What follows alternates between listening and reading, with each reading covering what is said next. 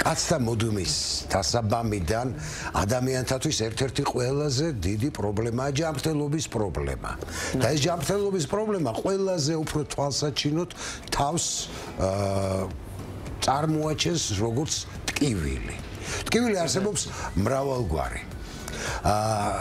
როდის უნდა მივმართოთ ექიმს?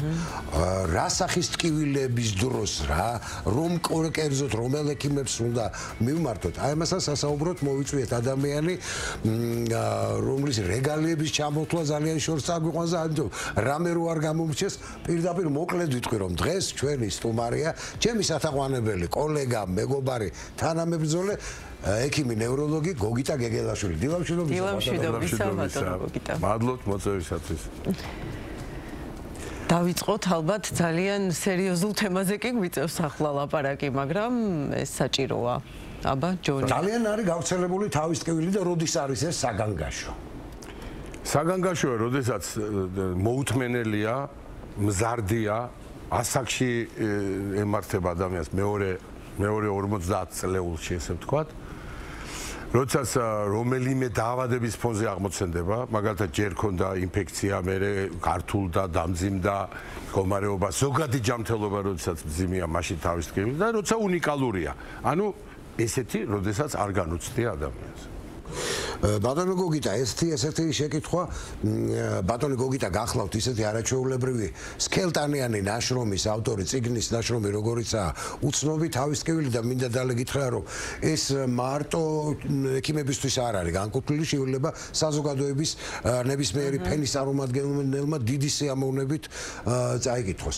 მაინტერესებს თვითონ ტკივილი არა წარმოშობის მიხედვით, არამედ სიძლიერის მიხედვით თუ კლასიფიცირდება რამენაირად? როგორ არა? არის მსუბუქი, ზომიერი, ძლიერი და უძლიერესი, აუტანელი. ტანჯვის მომყენებელი. ბატონო გოგიტა, ძალიან ხშირია და ეს ჩვენ ყველამ ვიცით, სხვადასხვა არასწორი, ასე ვთქვათ, შეხედულებები და შეფასებები ტკივილთან. უამრავი. აი ამ მითებზე აუცილებლად უნდა კითხოთ და მოდით აი ჩამოვთვალოთ ეს მითები თავის ტკივილთან მიმართებით. მე მინდა გითხრათ, რომ საქართველო არ არის უნიკალური ქვეყანა, სადაც მითებია თავის ტკივილის შესახებ. თავის ტკივილის მითები არის უამრავი, მრავალი და ბევრ ქვეყანაში, მაგრამ ყოფილი საბჭოთა კავშირის ტერიტორია როგორც სხვა რაღაც ნიშნულებით, სხვა თვისებებით აქაც ერთ-ერთი რეკორდსმენია მითებში. ვინაიდან ის ძველი შეხედულებები ჯერ კიდევ არსებობს, ანუ თავის ტკივილის თვალსაზრისით ჯერ დამოუკიდებლობა საქართველოს არ მიუღია და ვაგაკუნებთ მარტო და ავიღოთ ანაქრონიზმი, საბჭოთა ანაქრონიზმი ოსტეოქონდროზი, ხერხემლის გადაღება, რენტგენოგრაფია, ანუ რენტგენი დაუმატეთ დოპლერი შედარებით ახალი მეთოდი. არც რენტგენი, არც დოპლერი არ იხმარება მსოფლიოში არც ერთ კულტურულ ინსტიტუტში და კლინიკაში თავის ტკივილის მიზეზის დასადგენად. ანუ ეს არის ფუჭი გამოკვლევა. ამავე დროს შევხედოთ რა არის ძვირფასი, ხო? კომპიუტერული ტომოგრაფია მაგნიტურეზონანსული გამოსახვა, მაგრამ უმიზნოთ მისი გადაღებაც ასევე ქართული ფენომენია. 4-ჯერ, 5-ჯერ იმეორებენ იქ ახალი აპარატი დგას, მოდი თურქეთში წავალ, მაინც გერმანიაში სხვა დონეა, არა და ჩვენთან არის 2-ჯერ მეტი მაგნიტურეზონანსული გამოსახვის აპარატი ვიდრე დანიაში. ანუ ყოველ მეორეს უკეთდება არამიზნობრივად. აქ ალბათ ისევ ვერბალური მხარეა წამყვანი, როდესაც ექიმსა და პაციენტ შორის. ჯონი, ძირითადად ამ დაბნეულობის მიზეზი არის ცოდნის დეფიციტი და ოჯახის ექიმის ინსტიტუტის ჯერ კიდევ იმ დონეზე ვერ ყოფნა. ვინაიდან ოჯახის ექიმი დღეს კვალიფიცირებული ოჯახის ექიმები ყავს, მინდა გითხრა სიამაყით, ერთ-ერთი პირველი ვიყავით აი ამ სივრცეში აღმოსავლეთ ევროპაში ოჯახის ექიმის ინსტიტუტის შექმნით და მაგრამ იცით ზოგჯერ უჯერებენ იცით რა მეზობელს მეგობარს შემთხვევით ადამიანებს და ესე არასწორი მიმართულებით დადის პაციენტი. თავი გტკივა, მოუთმენელია, რაღაც ის არის კითხვები გაგიჩნდა, ოჯახის ექიმს უნდა მიმართო თუ ყავს ესეთი, თუ არა და ნევროლოგს, ხო? არა, მიდიან იქ შიყს გამოიკვლევენ, რაღაცას გამოიკვლევენ, რაღაცა და მედიცინაში კიდე ისე არის, რომ თუ ექიმთან მიხვედი რაღაცას გიპოვის, ხო? რაღაცას და მე რაღაცის მიდევნება არასწორია.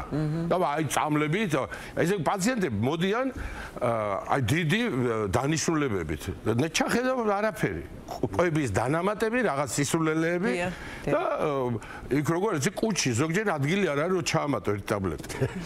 ბატონო გოგიტა, იცით რა არის კიდე საინტერესო? აი ეს მითების თემა რო გავაგრძელოთ, აი არტერიული წნევის დროს ეს ხო ყველაზე გავრცელებული არტერიული წნევა ადრე მიაჩნდათ რომ ვიღაცისთვის 120 იყო მაღალი, ვიღაცისთვის დაბალი, გაგარინისთვის დაუშვათ ცოტა მაღალიც კი იყო. და კოსმონავტების წნევას რო ვეძახით. აღმოჩნდა რომ წნევას აქვს საერთაშორისო ნორმა და არ არსებობს ქართული ნორმა. მაგრამ თუ ვინმეს აქვს დაბალი წნევა და 120-ზე ცუდად არის, ესე იგი ცუდად რომ არის, იმიტომ აქვს 120. ანუ 120 და 130 და პულსური წნევა და 180-იც კი თავის ტკივილის მიზეზი არასდროს არ არის. მაგრამ თავის ტკივილის დროს გამოიყოფა ისეთი ჰორმონები, ისეთი ნეიროშვამავლები, ადრენალინი, რომელიც იწვევს წნევის მომატებას. ანუ წნევა არის შედეგი და არა მიზეზი თავის ტკივილის. შესაბამისად, კეფა ამტკივდა და წნევის ბრალი იქნება, ნუ ეს არის ყველაზე დიდი მითი, ყველაზე სამარცხვინო მითი და ყველაზე დამაზიანებელი ადამიანებისთვის მითი და კისრის გადაღება. საერთოდ კისრის გადაღება პრაქტიკულად აი წელიწადი გავა 1000 თავის ტკივილიანი პაციენტი მოვაქვს ჩვენთან კლინიკაში და შეიძლება ერთხელ არ დამჭირდეს. თავის ტკივილის გამო კისრის გადაღება. ელექტროენცეფალოგრაფია ჭირდება იმ შემთხვევაში თუ არსებობს გარკვეული ნიშნები. მაგრამ ჯონი მე ყურში გეტყვი, ახლა გვარს ვერ გამოვაცხადებ, მაგრამ ბევრი მიხვდება, იმიტომ რომ ყველაფერზე ელექტროენცეფალოგრაფიას იღებს ერთი ექიმია, წელის ტკივილზე, თავის ტკივილზე რა ქვია, შეყვარებული რომ დაიგვიანებს მასე რა ქვია და რაღაცა ნერვები აეშლება, ყველაფერზე ელექტროენცეფალოგრაფიას უღებს. ანუ არაკეთილსინდისიერი მიდგომის ბრალიც არის. გარკვეული კორუფციაც არის, ხო? ეხლა მოდი წამლებშიც და გამოკვლევებშიც არის გარკვეული კორუფცია. შესაბამისად, გამოკვლევები ჯობია ადამიანმა. ჯობია კი არა, ერთადერთი საშუალება დიაგნოსტიკურ ცენტრში მიზნობრივად გამოგიკვლიონ. ანუ უნდა მიიტანო დავალება, რატო გაგზავნის ექიმი. ვინაიდან მაგიტო რეზონანსულ გამოსახვას 100 სხვადასხვა რეჟიმი აქვს, რომლითაც მკვლევარი, რადიოლოგი იმ რეჟიმებით იკვლევს და შესაბამისად ეს ფოტოსურათი არ არის, ხო? ფოტოს გადასაღებად რომ მიდის კაცი, ეკითხებიან იაპონიაში მიდიხარ თუ ამერიკაშიო და დიაგნოსტიკურ ცენტრში არ ეკითხებიან. აი ეს არის ბიზნესი. ეს არის ცუდი მხარე. მაგრამ ეს არ არის რადიოლოგების და ექიმების ბრალი. ეს არის ფლობელების ბრალი, რომ ვარი არ უთხრან, დრო არ გაცდეს იმაზე, რომ მაქსიმალურად დატვირთონ აპარატურა. მაგრამ ბიზნესმენსაც არ უნდა ვედაოთ. უნდა იყოს წესრიგი და იმ წესრიგით იმოქმედებს ბიზნესმენიც. არ დაავალებს რა. რადიოლოგმა არ უნდა შეიყვანოს გამოკვლევაზე, ვიდრე არ გაიცნობა ავტომობილის ისტორიას. დავალებას მოკლე დავალებას და იმის მიხედვით უნდა გამოიყენოს. აი ამ თემის ერთგვარი გაგრძელება თავის ტკივილი და მედიკამენტები. მედიკამენტებზე მინდა გითხრა, რომ საქართველოს გამოირჩევა ბევრი მედიკამენტის დანიშვნით. არაეთიკურად ბევრი მედიკამენტი ინიშნება. მე კიდე რაღაცა ისეთი გაგება არსებობს რა. არ მინდა ის სიტყვა ვიხმარო, ქურდული გაგება, ხო? აი იმან დანიშნა და მე ხო ვერ მოხსნი. რა თქვი, ვერ მოხსნი. თუ არ ჭირდება ადამიანს, ის ჭირდებოდა გუშინ, მაგრამ აღარ ჭირდება დღეს. მაინც ნაყიდი მაქვს ექიმო, ზოგი გეუბნება. ამდენი წამლები ვიყიდე და ეს გჭირდებოდა როცა იყიდე. ეხლა აღარ გჭირდება. ანდა ისეთი წამალი უნდა დაგინიშნო, შეთავსებაში არ არის ეს წამლები ერთმანეთთან. უამრავი წამლები, აი იმდენი წამალი, რომელსაც ზოგს იხსენებს პაციენტი კაბინეტში და გასვლის დროს და შემოbrunდება. უი კიდე რას ვამ, იცით? თავის ტკივილის წამალი სამკურნალო მედიკამენტი შეიძლება იყოს 1 და იშვიათ შემთხვევაში 2 და 3 კიდე ძალიან ძიმე შემთხვევების დროს. ძირითადად ერთი მედიკამენტი უნდა იმკურნალოს ადამიანს. ბატონო გოგიტა, ჩვენ ახლა უნდა მივადგეთ იმ თემას, რაც მთელ საქართველოს აწუხებს და ეს შაკიკია. და სანამ შაკიკზე გადავალთ, ცოტაოდენი განმარტება თვითონ შაკიკი რა არის? ჯონი ერთი წამით დამავიწყდა, უბრალოდ ვერ მოვასწარი, მე თქვა მე პროფილაქტიკურ პრევენციულ მედიკამენტებზე ვთქვი ბევრი, კაი, იმას მოუხსნი, მაგრამ კიდე უფრო დიდი უბედურებაა, როდესაც კივილგამაყუჩებლებს იღებს ადამიანი ყოველდღიურად. აი ეს უკვე არის ახალი დაავადება, წამალ დამოკიდებულება. რა თქმა უნდა, მართლა. განსაკუთრებით უკვე შაკიკთან მივედით. განსაკუთრებით ეს არის ხოლმე შაკიკის დროს. შაკიკი მოგეხსენებათ ყველაზე პრობლემური თავისკივილია. ძირითადად არის სამი ტკივილი, რომელიც მოიცავს უმრავლესობა 95% თავისკივილებიდან არის დაძაბული, ანუ დაძაბული ტიპის თავისკივილი, რომელიც უბრალოა და იმდენ პრობლემებს არ ქმნის. შაკიკი და ჯგუფური, ანუ კლასტერული თავისკივილი, რომელიც ცრემლებს იწევს და ცრემლები დის სალითვალიდან ადამიანს უწიფდება. მაყურებელმა რო კარგად განასხვაოს, შაკიკი ანუ კლასტერული თუ? არა. აი რო ავიღოთ ესე დაუშვათ შაკიკი და კლასტერული. შაკიკი არის უფრო სამჯერ მეტი ქალბატონებში, კლასტერული სამჯერ მეტი მამაკაცებში. კლასტერი სადაც იწყება, იქ ფთავრდება, შუახაზე არ გადადის და ცალი მხარე წითელია, მეორე მხარე თეთრი. ხო, ამიტომ მიღენ რუჟ, ესე დაარქვეს ფრანგებმა, წითელი შაკიკი. მაგრამ შაკიკთან აქვს საერთო რაღაცა ისეთი, რა ქვიან, როგორც ზემოსვანეთს და სამეგრელოს. ფორმალურად რა, ერთი მასში არიან დარჩი, თორე ისე სხვა წამლები ჭირდება, სხვა მართვა აქვს, სხვა სიძლიერე აქვს და შაკიკი იშვიათად გაგაღვიძებს ღამით. უფრო დილით იცის ხოლმე შაკიკმა გაღვიძება. ეს ღამე გაღვიძებს, გრძელდება ცოტა ხანი და შაკიკის დროს არის ესე იგი სრული თუ უნარო ადამიანი ძლიერი შეტევის დროს ამ დროს არის სრულიად აგრესიული. ანუ ძალიან დიდი განსხვავებაა. ოღონდ რაოდენობრივად რა თქმა უნდა შაკიკი უფრო მეტია. შაკიკის აქვს უამრავი ნიშანი, მათ შორის თავის ტკივილიც შეიძლება კი მისი ნიშანია ხშირი, მაგრამ არ კონდეს. შაკიკის ყველაზე მთავარი ნიშანი არის ცუდად ყოფნა. ანუ უნარობა, თქნარება, კონცენტრირების არ ქონა, გაღიზიანებადობა, ყურის ტკივილიც, თვალის ქავილი, გულზიდვა, ღებინებამდე მისვლა, ღებინება თავიდან არ არის და არის ესეთი გამოთქმა ტვინის დანისვლა. ხა შეხვდებათ ალბათ ხელოვნურ ინტელექტში არ მოიხსენება როგორც brain fog. ანუ თითქოს აი გამოლაყება, ესეთ რო ვთქვათ, კუთხურად, ანუ ვერ ეწევ, გვიან აზროვნებ. ვერ კონცენტრირდება. მათ შორის მეტყველების შეიძლება ეს სახელი დაგავიწყდეს ჭადის სახელი, ანუ ის ანდაზა რო არის, პირდაპირ მნიშვნელობით შეიძლება შაკიკის ნიშანიც იყოს. მაგრამ თუ ის პერიოდულია, უკვე ადამიანი თავის შეტევას ცნობს, თუმცა დაახლოებით ყოველ 10 წელიწადში ერთხელ ის გადასხვაფერდება, ანუ ტრანსფორმირებას განიცდის. და შესაბამისად, რაც არ უნდა კონდეს და დაჩრდილული წიაღები და ეს კიდე ახალი უბედურებაა ქართული, რომ მაგნიტურ რეზონანსულ გამოსახვაზე ეს სოფლიო სტატისტიკას ვამბობ, 2/3-ს აქვს რაღაც დაჩრდილვა. ანუ რაღაც ნარჩენი, ის არის ფუღურო, სადაც მიკრობები, ბაქტერიების რადიოლოგი წერს, რადიოლს არ აქვს უფლება არ დაწეროს და სწორადაც წერს. მაგალითად მუკოიდურ კისტას ან დაჩრდილვას, კედლის გასკელებას და მე ავტომატურად ყელყურცხვირის ექიმი ნიშნავს ანტიბიოტიკს სიცხის გარეშე. აი ეს არის ბიოტერორიზმი. საშინელება ტემპერატურის გარეშე მაგნიტურ რეზონანსული გამოსახვით, რომელიც შეიძლება აჩვენებდეს ბავშვობაში გადატანილ ინფექციას, რომელიც სრულიად უკვალოდ გაქრა კლინიკურად, მაგრამ დატოვა თავისი კვალი. ამ კვალის გამო ანტიბიოტიკის დანიშვნა სიცხის ტემპერატურის მომატების არასებობის სიცხლის ანალიზში არანაირი ცვლილების პირდაპირ ანტიბიოტიკს დანიშნა.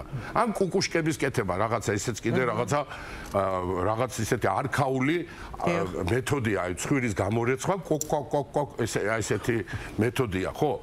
მაგრამ რაშია საქმე? ჯონი, ეხლა შენ ექიმი ხარ და საკმაოდ ავტორიტეტული, განსწავლული გამოცდილების მქონე და ცოტა გინახავს შემთხვევები, როდესაც არასწორად ყურალობდი, მაგრამ მოუხდა რაღაცას. ამ შემთხვევაში ის ნოოკაინით რო ურეცხავენ, ტკივილის რეცეპტორებს ადუნებს და დროებით აძლევს შვებას.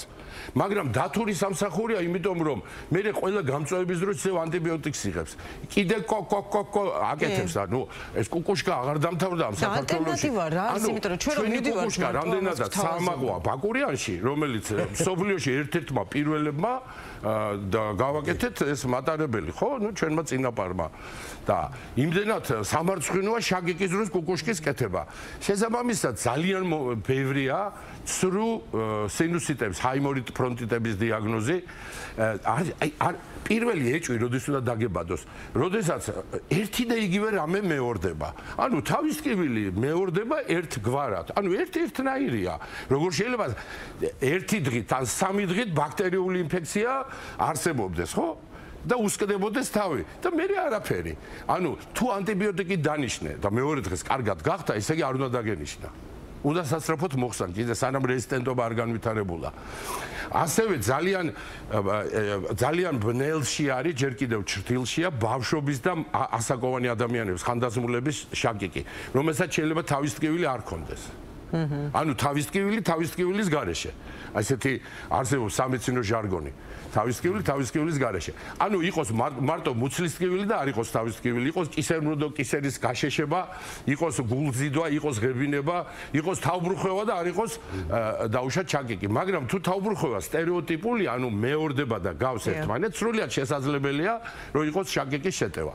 და შაკიკის შეტევა ასევე არის მგზავრობასთან მგზავრობის აუტანლობა. აი მანქანაში ვინც მაგალითად ტელეფონს ვერ სკროლავს. იმათ აბსოლუტურ უმრავლესობას აქვს შაგიკი. ვინც ტელეფონის ყურება უჭერს. ან გულიერევა დიდი ხნის გზავრობის მერე.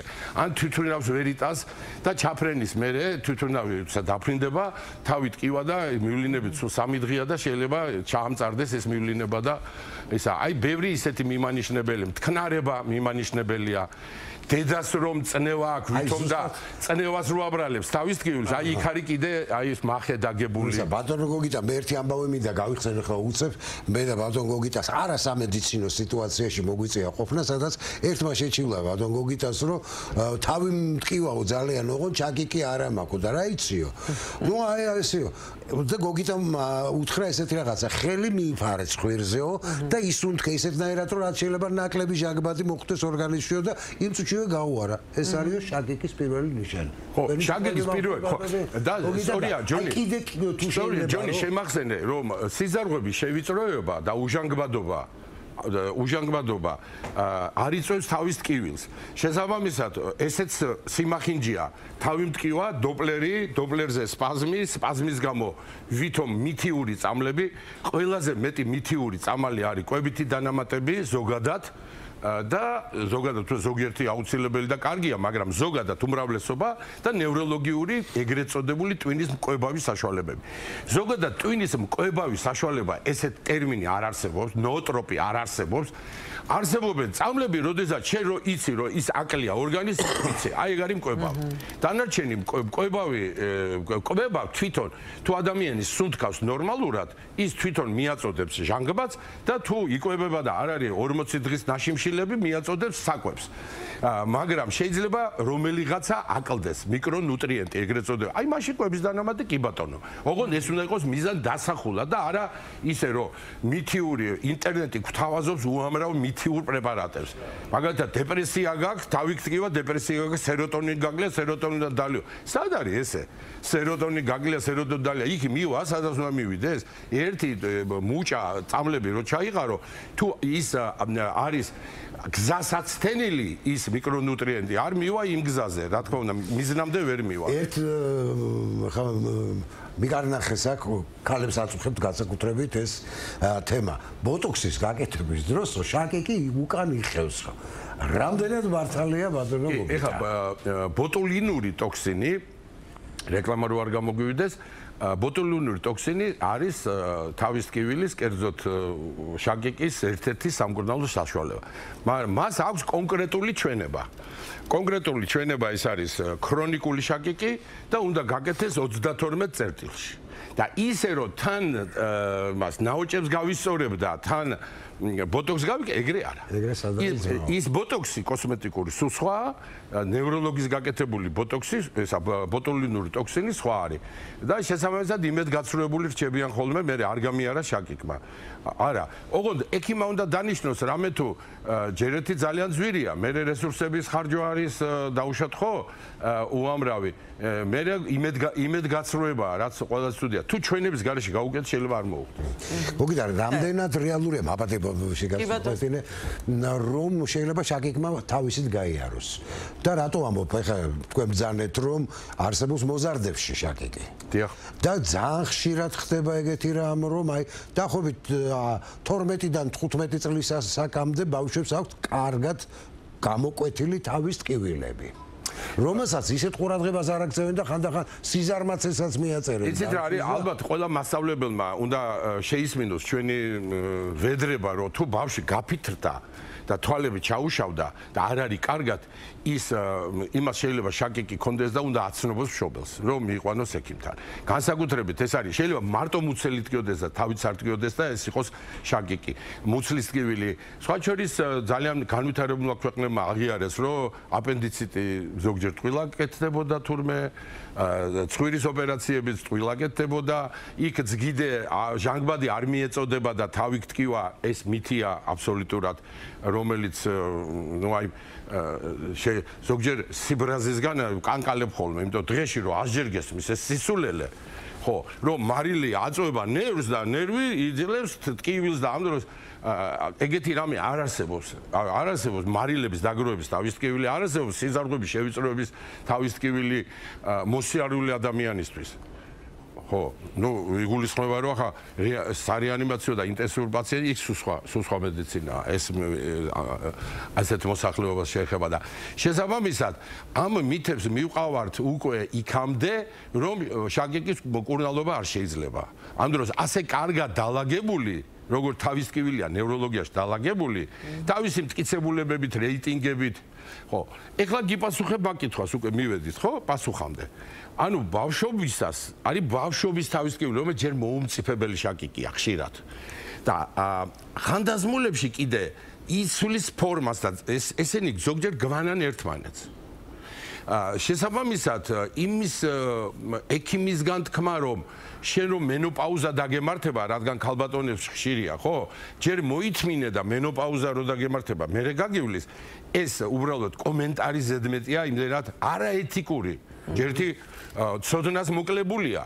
იმიტომ ზოგს მერე ეწყება. ანუ შაკიკს არ აქვს ჯონი ასაკი. შაკიკი ნებისმიერ ასაკში შეიძლება დაიწყოს 0-დან სიცოცხლის ბოლომდე დაიწყოს, მაგრამ ტრანსფორმირდეს.